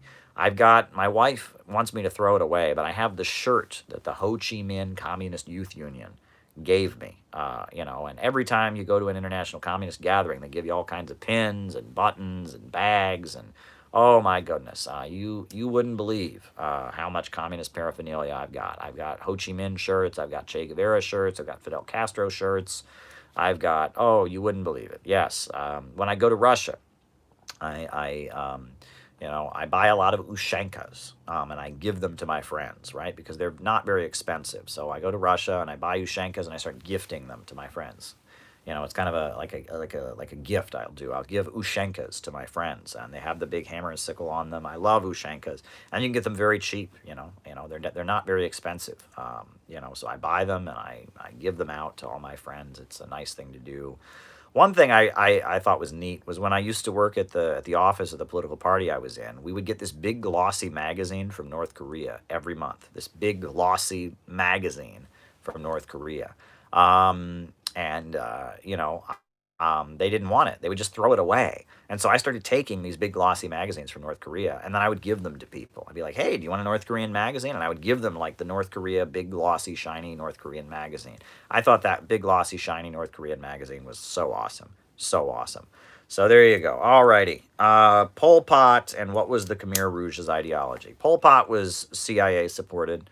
If you want to understand Pol Pot, you should read the book Revolution Rescued by Erwin Silber. Or you should actually read some of their statements, which are available. They don't have very many statements that are available, but there are some of their statements that are available on the internet. The Pol Pot regime was ultra left. They believed that that Kampuchea could have full communism, not even socialism, but full communism without industrializing. They believed in agrarian socialism, agrarian socialism. That's what they believed in. And they accused the Soviet Union of being imperialists. There were only two governments in the world that recognized, Pol Pot's government, the United States and China. And they began slaughtering, the Khmer Rouge began slaughtering the Marxist-Leninist wing of the Cambodian Communist Party. The Khmer Rouge were crazy ultra-leftists. Pol Pot had been trained in France, and he had been trained in synthetic leftism, right? He had been trained by, he had studied all the crazy ultra-left crap that was being funded by the CIA at that time, like propaganda of the deed and pessimism and Frantz Fanon and a lot of this stuff. And he ended up back in Cambodia, and he somehow ended up leading a big faction of the Cambodian Communist Party, and he started slaughtering and killing the members of the Cambodian Communist Party who supported the Soviet Union and still believed in industrialization and Marxism. So based on that, Vietnam intervened to rescue their comrades from being killed, and so then at that point China invaded Vietnam, and it was a big ugly mess. And we now know that this was the strategy of Henry Kissinger and Zbigniew Brzezinski, was to incite communists against each other, to get communists to kill other communists, right? That was the strategy, right? That was Zbigniew Brzezinski's entire plan. The way to win the Cold War was for the United States not to directly attack the communists, but instead to manipulate the differences between the communists, right? And it worked. And it didn't just work in Cambodia, it worked in Eastern Europe. Where they created tensions between Poland and the Soviet Union, tensions between Romania and the Soviet Union, tensions between Czechoslovakia and the Soviet Union. It worked, in Angola, where the MPLA government, faced an insurgency from a literal cannibal named Jonas Savimbi, a literal cannibal named Jonas Savimbi, who first called himself a Maoist, and then suddenly became a conservative and a Reagan supporter, right? And UNITA, first were Maoists, then all of a sudden they were CIA, but they were CIA all along, and exploiting differences between communists. In many parts of the world, you saw this. You saw this in many parts of the world, and the tragedy of the Cold War was that the CIA and the Western strategists were able to manipulate communists against each other. And a lot of that was manipulating leftism, right? And funding crazy, pessimistic ultra-lefts like Pol Pot. I am not a supporter of Pol Pot. I think Pol Pot was a mass murderer. I think Pol Pot was a collaborator with imperialism. I think his government was a nightmare. And I think that it's a deep shame, a deep mistake for China to have intervened on Pol Pot's behalf. Yeah, that's my position. Okay. The USA... Someone tweeted that there's fear among the people in Bolivia that the USA may intervene. Well, that's a justified fear, isn't it? Now, a very justified fear. So I understand their concern, absolutely. And I mean, it ain't over till it's over, as they say. And they need to change the military. They need to change the way the government operates. The fact that so many people within the government apparatus could participate in the coup that happened. They need to change things, because it's very clear that there is a very, very strong, pro-imperialist bloc within the police and military of Bolivia. No question about it. They need to change that. All right. Chile constitutional vote. Yes, Chile voted to get rid of the Pinochet-era constitution, right? And that's a good thing. That constitution is not good. So, when Pinochet came in, a new constitution came in, and that's a right-wing constitution, and the people of Chile have rejected that constitution. There have been a lot of protests in Chile lately against austerity and cuts in social spending, and the people of Chile are very, very unhappy. They're economically suffering, and there's been a lot of protests and uprisings in Chile recently against that. All right. Biden did send the super chat question. I'll respond to it. Biden did send lethal weapons to Ukraine, where they have this Azov battalion that is very extreme and ultra nationalist. And Biden, there's the whole, someone asked about the Hunter Biden emails. Yeah, take a look at those emails and all of that. Now, it's just like they've declared it off limits in U.S. politics. You can't discuss it. It's pretty unbelievable. But yeah, Hunter Biden and his business dealings in Ukraine, the regime the USA brought to power with the Euromaidan. Not good stuff, not good stuff. Okay, open borders. There's a video. I mean, I've addressed this many times, but I don't think the slogan "open borders" is a good slogan because it doesn't sound like a real policy. Even if we had a policy of allowing everyone who wanted to enter the United States, that would still not be open borders. There would still be customs at the border, right? That the slogan "open borders" is not a good slogan. It's not a good slogan. It doesn't sound like a sensible policy. Socialist countries have borders. I am in favor of lowering the restrictions on immigration to the United States. I think that there should be more. The Trump administration has been ridiculous in the way they've operated. There needs to be a pathway to citizenship for people that are already here. The ICE raids are horrendous. I am opposed to the Obama administration and the Trump administration's policies on immigration. I just don't think the slogan "open borders" is a good slogan because it doesn't make sense. It doesn't sound like a real policy. If you say "open borders" to people, most people think, so we're just going to not have anything and anyone could just walk over. No, you have to have a border, right? Now, come up with a real policy. Don't say "open borders." And again, I have a whole video talking about this. A whole video talking about this concept, right? And how, yes, eventually we'd like to get to a world with so much material abundance, the need for any kind of state or border or whatever goes away. But, short of that, you do have to have, policies of some degree. And if you just say open borders, that's not a real policy proposal. And so you need to put forward some kind of real policy, not open borders. All right. What should Bernie Sanders have done differently? Well, look, the thing is, Bernie Sanders has made some kind of agreement that he's been allowed to be Bernie Sanders. He's allowed to go so far, and he's not allowed to go further. You compare Bernie Sanders to Tulsi Gabbard. Tulsi Gabbard doesn't play by the same rules as Bernie Sanders, and you'll notice that Tulsi Gabbard is a lot worse treated, right? And that I think that, we don't know what kind of deals Bernie Sanders has had to make, but in order to be Bernie Sanders, to be a national figure talking the way he does, he has made a lot of compromises with a lot of people. So I don't know what he could have done differently because it's clear to me, it's very clear to me, very, very clear to me that it's not simply that he's just speaking his mind when he's on TV. When it comes to issues like Julian Assange, when it comes to issues like U.S. foreign policy, he's careful what he says. And I think that he's made an alliance. He's made some compromises, and I think that's what's going on there.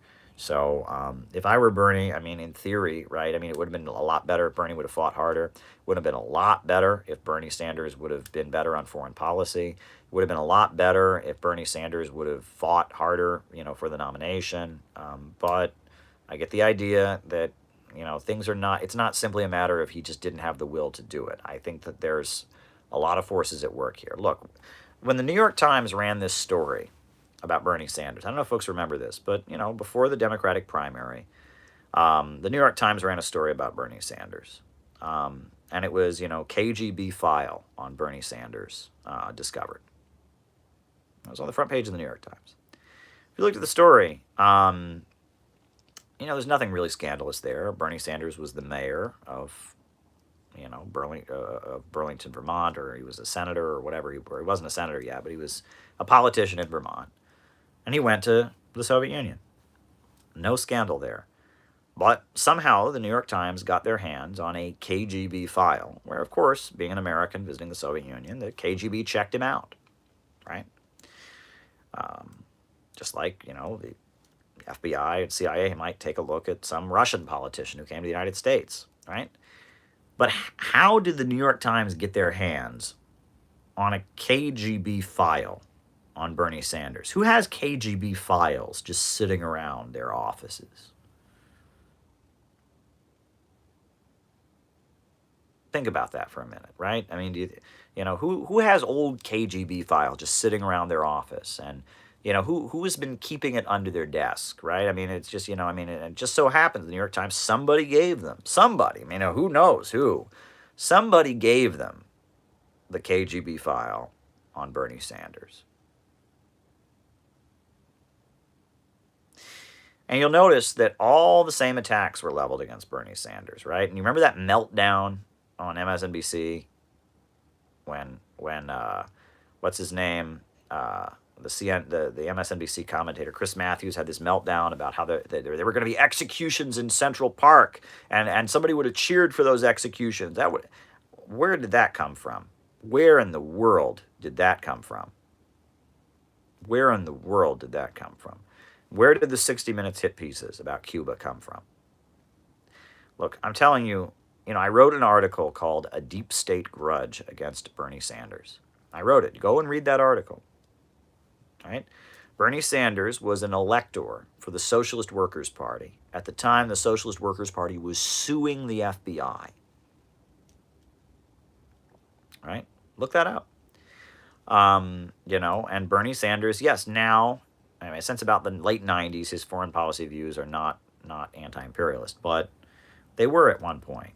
There's a lot of deep state folks that tracked him and knew about it. He flew to Nicaragua, he went to Cuba, he went to the Soviet Union, and the deep state, I'm telling you, FBI, CIA, those folks have it in for that guy.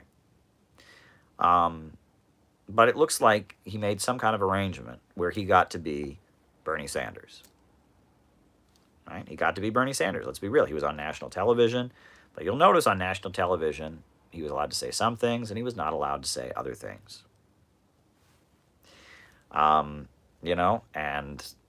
I'm just telling you folks that, there's a lot more to these things. We always want to say, well, if that was me, I would have done this, right? If that was me, I would have done that. Well, you don't know everything that person knows, okay? Bernie Sanders has disappointed me in a lot of ways, but, I liked his movement.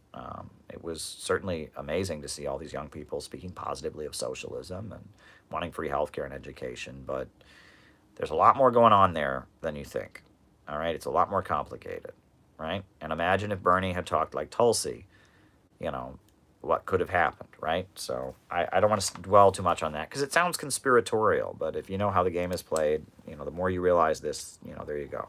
China's social credit system. Well, look, I've done videos about the Chinese social credit system. No system like that would ever be implemented in the United States, but I think that it's not what it's made out to be. The Washington Post has run articles showing that some of the allegations made about China's social credit system are not accurate.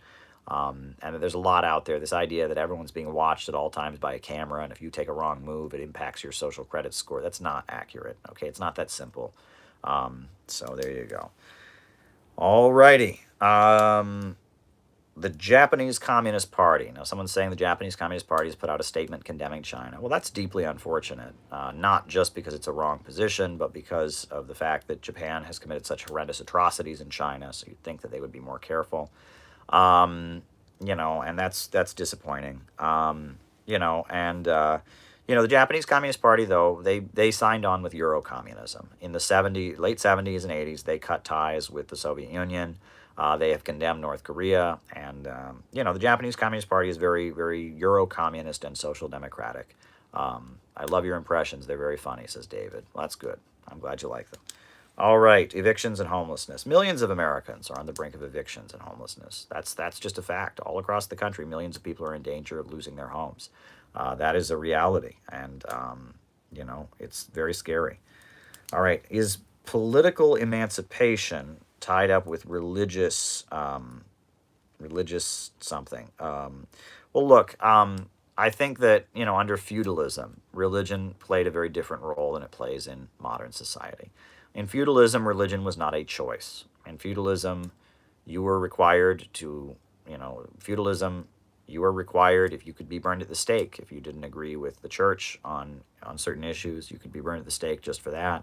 In feudalism, the church was propping up the divine right of kings and the right of the aristocracy. And so, of course, as, the Enlightenment took place and as there was, a rise in calls for things like life, liberty, and the pursuit of happiness, and there was a backlash against religion, because religion was seen as the institution that facilitated the feudal aristocracy. And so there was a widespread anti-religious sentiment. However, nowadays, it's not the same thing. I think religion is optional, right? At least for adults, right? I mean, when you're a kid, maybe your parents make you go to church. But nowadays, right? I mean, religion is not everywhere, right? And that, there's a lot more religious freedom in the world than there used to be. And religion plays a different role. And I think that based on that, we socialists ought to adjust, and we have adjusted the way we view religion. I mean, Latin America, there's a lot of religion in the socialist countries of Latin America. China has fixed its relations with the Vatican, and yes, the extreme anti-religious sentiments that were big during the early parts of communism were reacting to the fact that feudalism was still an active fighting force in the world, and that religion was an institution propping up feudalism. So, in this fight to overturn feudalism, getting rid of religion made sense, but religion is a different thing altogether in our time. Alrighty. Someone said conspiracy groups are controlled opposition. Well, yes and no. I mean, conspiracies do happen. There are divisions among the ruling class. There are different factions, and I don't think we should just dismiss something because it sounds conspiratorial. There are a number of conspiracy theories that have turned out to be true. And just because someone has a theory about a conspiracy doesn't make it false, right? At the same time, though, the main problem with conspiracy narratives is this. Conspiracy narratives generally think there is no systemic problem, right? The United States, capitalism, imperialism, they're all good. There's just this evil group of conspirators, the Illuminati or the Freemasons or the Vatican or the thing high up on the thing or the Jews or the Elks or the what reptilians or the what. I mean, this is conspiracy theories. Often conspiracy narratives argue that there is no problem with capitalism. There's no problem with imperialism. There is no problem with the system. The problem is simply a group of bad people, according to the conspiracy theorists, who have seized control of it. Now, obviously, the most menacing form of this is anti-Semitism, when people racialize it and blame one race or one ethnic group. Immortal technique, one ethnic group or religious group for it. But at the same time, just conspiratist view in and of themselves, is problematic because it calls simply for a purge. If you just purge the conspiracy, everything will be fine. QAnon, stuff like that. We need to get people to think about systems, not to think about, not just that conspiracy cosmology assumes that revelation is enough to bring justice. Well, that's true too, right? That if you just reveal it, enough people will know. I remember that during the anti-war movement, all these people said, can 2024 be the year for an independent candidate? I don't know. It certainly won't be 2020, I'll tell you that much. But there's a certain viewpoint that, well, anyway, I've spent enough time. Hakeem, I haven't watched enough of Hakeem's stuff to really comment on it. I know he's another Marxist YouTuber. I'd like to check him out. Someone said, socialism with American characteristics will bring authoritarianism. Well, we already have authoritarianism. We have more people in prison in this country than any other country in the world. I mean, look at the police. We have the death penalty here in the United States. We're one of the only, probably the only industrial country or Western country that has the death penalty. We have corporal punishment in our public schools in 19 states, right? You go to Texas, Alabama, Florida, they're still spanking kids in public schools. They have paddles and they spank kids in public schools, right? In schools, the police arrest children for breaking the rules, right? Cromwell. We have a very authoritarian society here in the United States. One thing I've actually noticed is, I've been to Iran, I've been to Venezuela, I've been to countries that are labeled by the United States to be authoritarian. One thing I've noticed is that in everyday life, those countries tend to be a lot looser. In the United States, if you rode your motorcycle down the sidewalk, you would be, in New York City, if you got on the sidewalk with your motorcycle, you would get a very serious ticket. You might even get arrested for that. In Iran, people ride their motorcycles on the sidewalk all the time. Is it illegal? Yes. Does anyone care? No. Right? And that in everyday life, in a lot of these countries, things aren't as strict. There's a lot more tolerance. People have talked about in different countries, you can if you want to film something, right? Cameramen, I've talked about that. In a lot of developing countries, If you want to, a lot of countries that are deemed to be authoritarian by the United States, if you're driving down the highway, but it's late at night, not much traffic, you can get out of your car and set up your tripod and film from the highway. Try that in the United States. The cops will be on your ass, and you'll get a ticket. You'll be in big trouble if you try that, right? But in a lot of countries that are deemed to be authoritarian, you can do that kind of thing. In Iran, you can get out on the highway and film something, right? Because it's for your TV show, right? That we in the United States, there is a lot of authoritarianism in everyday life in the United States. I mean, people get fines for not recycling in the United States, right? I mean, in New York City, if your dog, if you take your dog out for a walk and it poops on the sidewalk and you don't pick it up, you can get a very serious fine. Authoritarianism, it's like, when you say authoritarianism, you're thinking of like dictators, right? Or a lack of civil liberties or something like that. But authoritarianism just means, rigid enforcement of the rules, so there are different types of authoritarianism in different countries and cultures, right? Culturally, some people will tolerate some forms of authoritarianism and not other forms of authoritarianism. So, I don't envision socialism with American characteristics being more authoritarian than what we have now. I envision it being less authoritarian, because when society is more stable, when people have jobs, when people have healthcare and education, the need for state repression loosens up. So there you go. Hunter Biden's emails, yeah, nasty stuff, and they're doing Trump a huge favor by outlawing them. Right? By outlawing those emails, by banning the New York Post article, that was a huge gift to Donald Trump. Huge gift to Donald Trump. Huge gift to Donald Trump by outlawing those emails. Fed into his anti-establishment image that he's fighting the system. Yeah, I mean, the Silicon Valley repression of those emails was like a gift on a silver platter to Donald Trump, right? Alrighty, Immortal Technique, I've seen him live. Honestly, I don't listen to much of his music anymore, but I was definitely a big fan of Immortal Technique, and he's spoken out for Mumia. He's been critical of the official story of 9/11. Immortal Technique is a great artist.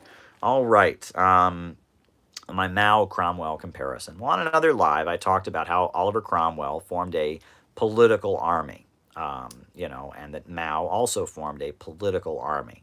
And that was a little bit different, right? That Cromwell's army was all volunteers who really believed what they were fighting for, and that, like, I know that there was a general who was fighting Oliver Cromwell, and he said the sins of my men are drinking and whoring, and the sins of Oliver Cromwell's army are blasphemy, and it was meaning that Oliver Cromwell's army was a group of people who really believed what they were fighting for, and they were very, very ideological. And that Mao, when he built the People's Liberation Army, it was a similar thing, and that it wasn't Oliver Cromwell's division of the army, right? And that there were many different divisions in the English Civil War that fought on the side of the Roundheads, but one of the divisions that fought for the Roundheads wasn't Oliver Cromwell's. It was called the Levelers.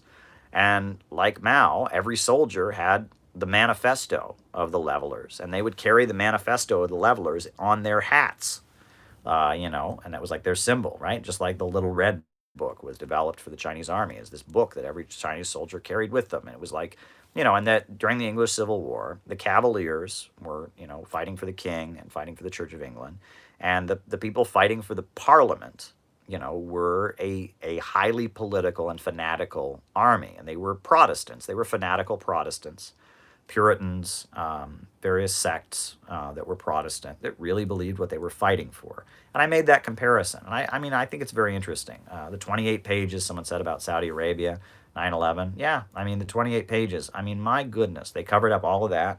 And they finally declassified those 28 pages about Saudi Arabia and their role in 9/11.